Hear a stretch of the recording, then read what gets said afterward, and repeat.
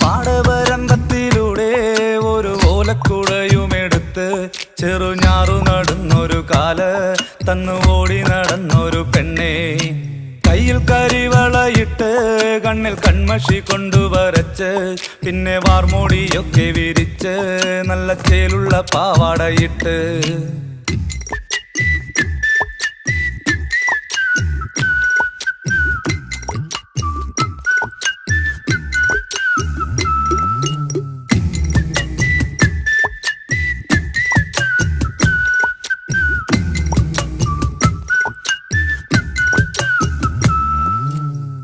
പാളന്റെ പാട്ടിനെന്നും താളം പിടിക്കും പെണ്ണ്, താളത്തിനൊത്ത് നല്ല ചൂട് വച്ചിടും.